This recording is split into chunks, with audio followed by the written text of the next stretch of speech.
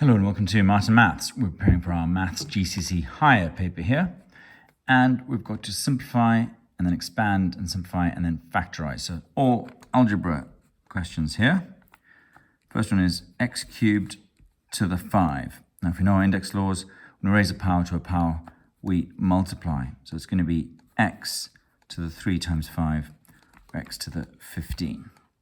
Okay, we could go through that in more detail if you knew it's x cubed times x cubed times x cubed times x cubed times x cubed.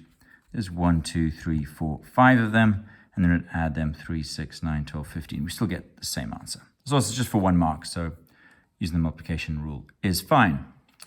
Okay, now we have to expand 4 bracket x plus 3 plus 7 bracket 4 minus 2x. We're going to expand these brackets, meaning multiply 4 times x plus 4 times 3, which is 12, plus 7 times 4, which is 28. 7 times minus 2x is minus 14x. Then we have to simplify, which means same as collecting the like terms. 4 minus 14x is minus 10x. 12 plus 28 is 40. So they've put the algebra at different places in the brackets, but we should have to be careful that we are adding the correct parts together. So 4 times x is 4x, 4 times 3 is 12, 7 times 4 is 28, 7 times minus 2x is minus 14x. And then we collect the algebra terms together and the number terms together. And we can write that minus 10x plus 40, and that's worth 2 marks. Okay, last one here is to factorize fully. Now fully is always a clue, meaning that there's more than one thing you have to factorize out. 15x cubed plus 3x squared y. So let's look at the numbers first. 15 and 3, that's prime. The only thing we can factorize out is 3 itself. Now with the algebra, y is on its own, but there's x, but also x squared in both. Now if I'm taking 3x squared out, what would I leave behind? 5x. Always check your answers. Does 3x squared times 5x give that? It does. Similarly here, I don't need to write the 1, but there's an invisible 1 there. Don't need to write anything else for the x squared, just y. Because 3x squared times y would give us 3x squared y. And that's 2 marks. So nice 5 marks there. Should be doing that in 5 minutes. I've been going a little bit quicker because I've been practicing these. But if these are new to you, then pause the video, check at each step.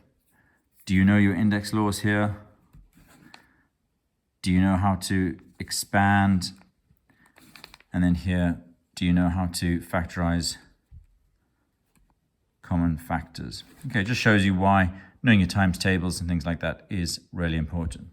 Okay, let's jump to question 12 of this paper, which has equation of line L1 and L2. We'll show that they are parallel. For them to be parallel, they must have the same gradient. So L1 is y equal to 2x plus 3. L2 is 5y minus 10x plus 4 equal to 0. And this is already in the form y equal to mx plus c. So I'm going to leave L1 on its own.